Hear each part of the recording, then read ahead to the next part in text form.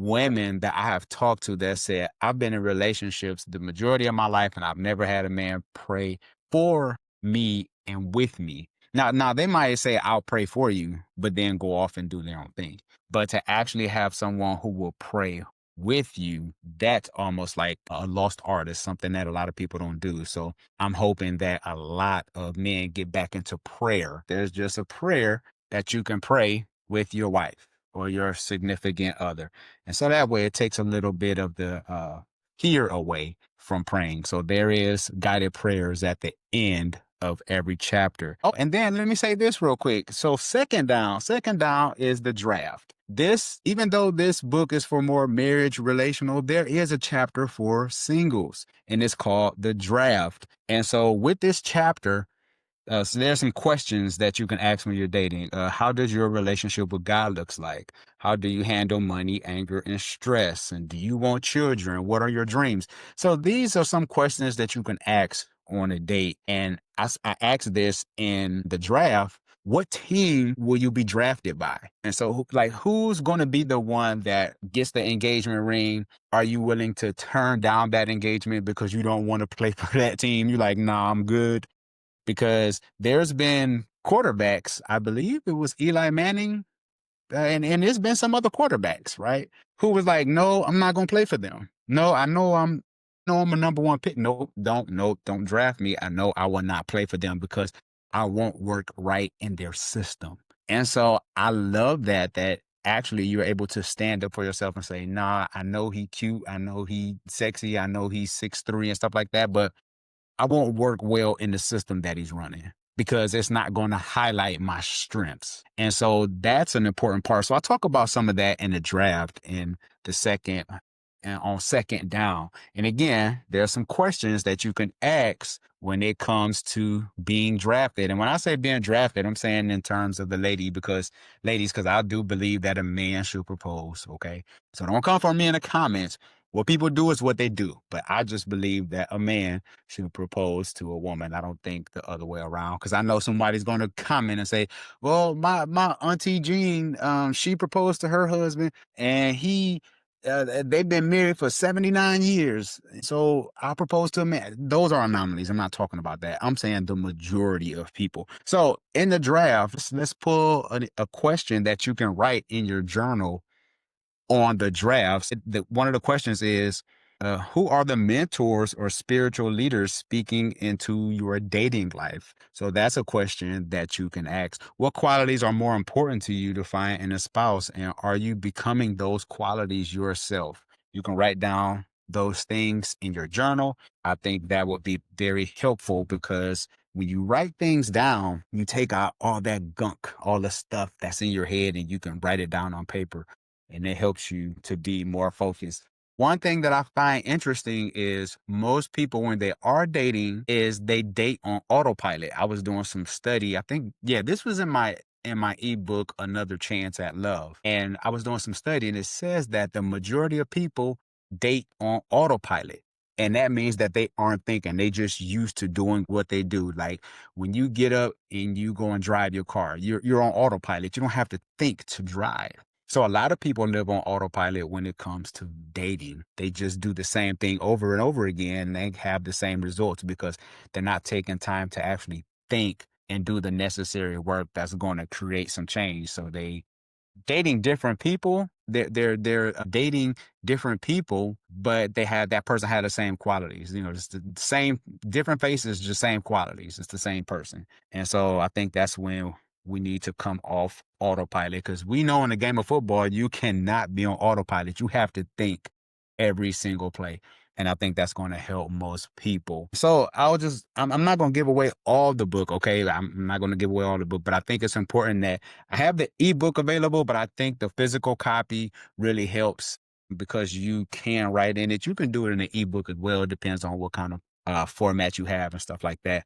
But I talk about on fourth down, I talk about patience and perseverance. Like how do you hold up when it comes to perseverance? What current challenge in your marriage or dating life is testing your patience? That's another one, and the book as well. You'll be able to write that down as well. And I do believe these different things will help improve your relationship, understanding the game. NFL, playing through injury is often seen as a badge of honor. From dislocated shoulders to torn ACLs, players push through pain because the team depends on them. But the reality is, no one plays a game without getting hurt. And the same is true in marriage. And so this chapter is overtime, playing through injury. Can you play through injury? What happens when you and your spouse get into an argument, when y'all get into a disagreement, or they might have said something that really damaged you, that really hurt you because y'all were going back and forth and they said something that really hurt you? Can you persevere through the pain? Can you acknowledge that you've been hurt? Right. So those are different things that happens in relationships, and it happens in the game of football. You have to play through injuries. In marriage, you will have to play through injuries. It's just a part of the game. And they would tell you, if you're going to play the game of football, expect injuries. It just comes with it. And that's the way it works in marriage as well. Final play, recovery and moving forward. How do you recover after the injury? I talk about that as well. And so in the journal prompts, I talk about what will finishing strong look like in your marriage or dating relationship right now? And what areas do you need to forgive your spouse or yourself to truly move forward? Those are questions that you can ask and you can journal them down yourself. Locker room notes. I have some of this in the end of the book, wisdom for him and her in the locker rooms. For him, quarterback wisdom. Study your wife like film. Pay attention to her moods, her body language, and her words. She's always communicating. So listen, wisdom for her, blindside protector wisdom. I talk about, if you've seen the movie The Blind Side, you see how important the left tackle is to the quarterback. Because a lot of times, even though the quarterback position is sexy, the offensive lineman draft isn't always sexy. So if you get someone, you get to draft a number one pick, somebody that's on the offensive line, it might not be sexy, but what you're doing is you're protecting the quarterback. And usually the quarterback is the leader of the team. You want to have someone who can protect your blind side. A lot of times wives protect the husband's blind side. She can see things that he can't. And those are wise women who are able to say, hey, babe, don't pay attention to that over there. Nope, stay away from her, or don't make that move, that whole kind of thing.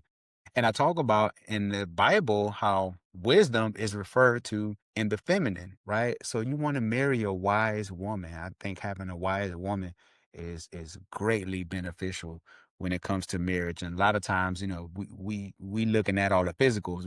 We checking out the TNA. We want all that stuff. We want the physical. Uh, is she wise? Like, she can be sexy and not wise. And so now you're mad at women because you chose wrong. And so I think it's important that you marry someone who knows, who can listen to the voice of God for her. So some blindside protector wisdom. Use your words wisely. The tongue is powerful. Speak life, not daggers. Build and not break. Love him through his insecurities. Even the strongest men doubt themselves. Your belief in him can restore his confidence. It's different things like that has locker room notes, and you can journal and write about that as well in the book. And then there's a marriage game plan. And so there's so many different little nuances to this book that I think you would really enjoy for diehard fans. Marriage huddle, say once a month, sit down for 30 to 60 minutes to check on how are we doing emotionally and spiritually. These are important questions to ask. What's working well in our relationship, or what sucks in our relationship? Be willing to have the uncomfortable conversations. What do we do? What do we need to do to improve? How can we improve our team? In football, every year during the draft, what can we do to make our team better? Maybe we need to make some changes and stuff like that, so we can have a better record, a better chance of going to the Super Bowl next year.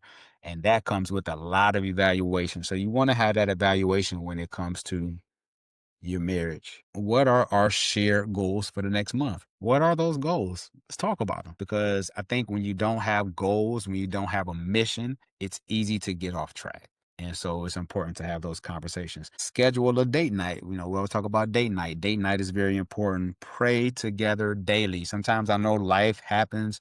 You can easily get away from not praying together every day, but I make an attempt as much as I can to make sure that my wife and I, that we pray together and that I pray for her. And then there's some days I say, hey, go ahead and pray.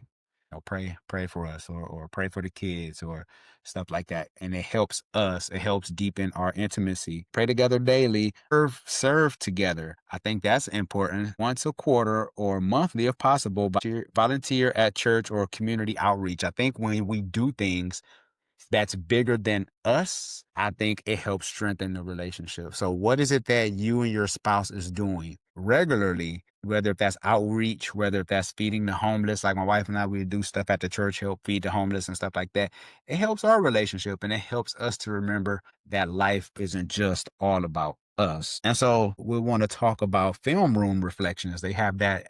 This is in a book as well. Review the game, rethink the strategy, rediscover your why. Why did I get married? Like the movie.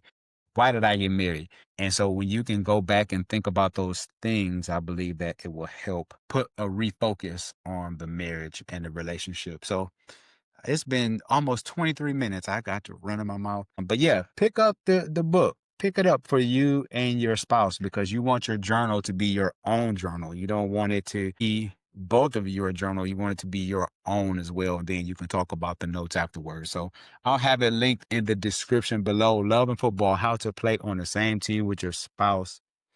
Go Browns, 216. We'll see what Shador do this year. Thank you for joining, and I'll see you later. Take care.